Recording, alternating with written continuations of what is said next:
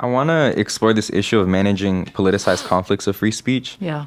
In a letter of yours written a day before the Turning Point USA event held on campus, you explained that the university is legally obligated to support freedom of expression, and also said, quote, "I support freedom of expression because far more often opponents of the basic right have used it against causes I hold dear, like educational equity and civil rights, or to stifle accurate depictions of history in textbooks. I support freedom of expression to protect us all." What do you think handling events like the one thrown by Turning Point USA has taught you? And if you were to offer like some words of advice to a university president sort of managing one of these events for the first time, what would you tell them? Good luck. No, I'd say be consistent. So I learned a lot in 2015, 2016. So I was at Cal State LA at the time, and in that instance, it was another speaker. It wasn't being brought by Turning Point. It was another, but right-wing organization that was bringing a speaker to campus. And the university didn't handle it that well. I think we were a little unclear in what our legal obligations were, what our values were, and what our responsibilities were. So there was a lot of conflict and a lot of pain on campus. And what I realized at the end of that day is that the speaker themselves, who had their speech interrupted in all sorts of ways, had the best day they'd ever had. They made CNN, and they made every headline. And so while that speaker, I think, felt okay at the end of the day, I saw our students and some of our faculty and staff so deeply traumatized. And I realized then that two things. Universities had to be clearer in protecting the rights of everyone to speak, even if it represented a minority view on campus, or even if it was a speech that was largely about the exclusion of certain groups, but your community dominant value was inclusion. You had to defend the right of the person to speak. But, and this is the thing I learned, by the same token, you had to recognize the pain that speech caused. But you don't solve the pain by shutting down the speech. You don't solve the pain, but you try to provide space for the people who are, and I don't want to use the word offended, because too many people, I think, are caricaturing college students and academics as, oh, they're snowflakes, they're easily offended. When I think about O'Reilly Gaines, who spoke here last spring, I don't think members of our community were offended by her speech. I think they were existentially threatened by her speech, because part of her argument is that trans people cannot participate in sports in their chosen identity, or not even chosen, in their actual identity.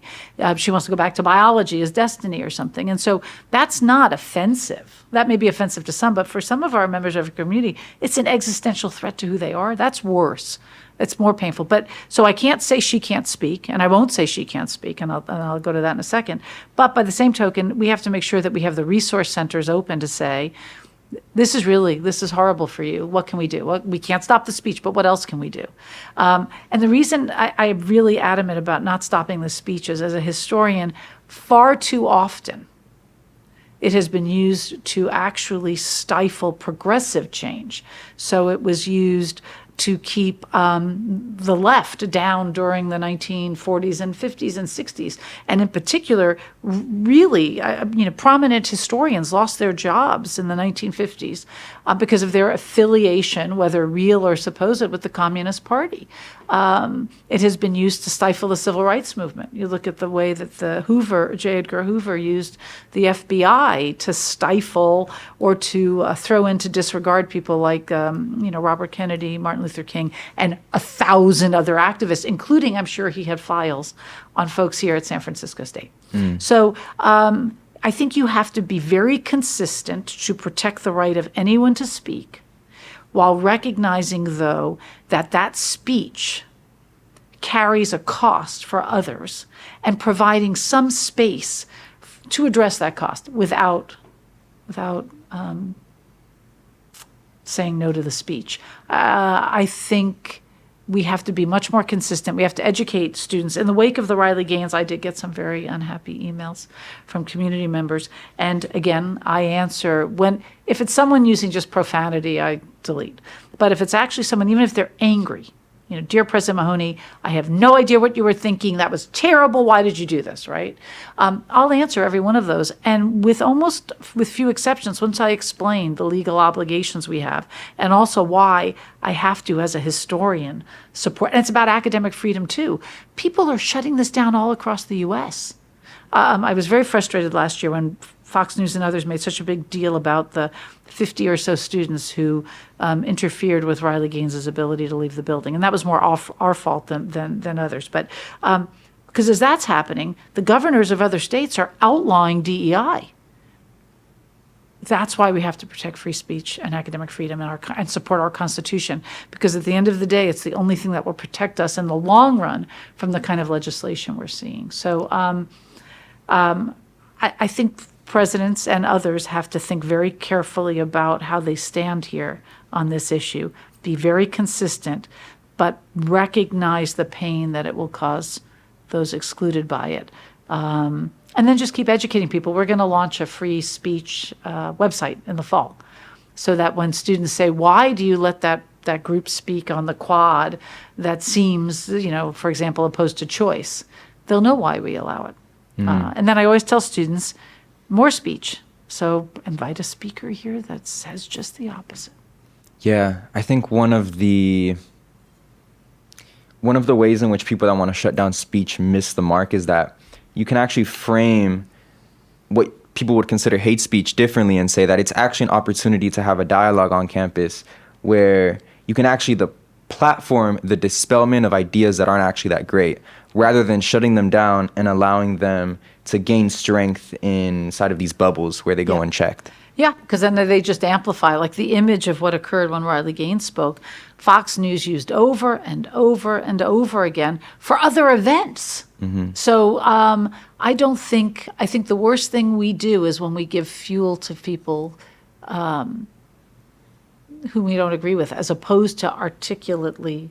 Like I wish, and I'd love to see a different conversation here about trans people in athletics. Yeah. Instead of just yelling at the person who spoke. It's a really interesting kind of event that's being held, because it's almost as if the amount of attention that speaker can attract is predicated on how extreme of a reaction the students have at the university. And that we can control, not me individually. And I will say, the Riley Gaines was followed a week later. Turning Point invited another speaker. And I sent another campus message saying, folks are looking at us to create the thing you just described. Give the speaker the response they would like to get the platform they would like. And I think my exact message to the campus was, let's defy expectations. And I watched from my office window as that second speaker kind of wandered around campus out on the mall looking for conflict. And they did not find any.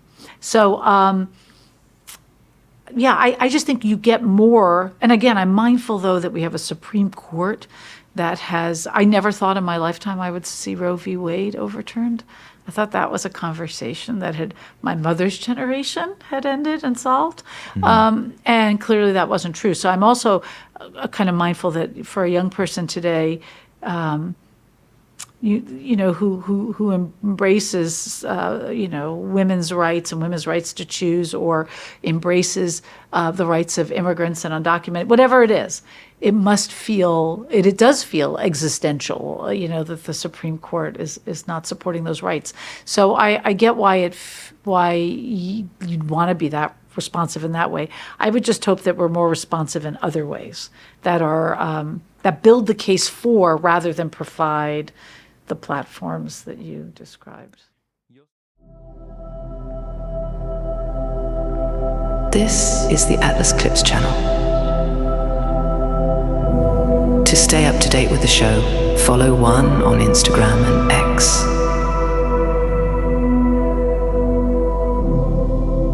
To watch full-length episodes, visit Atlas by Juan Martinez on YouTube and Spotify.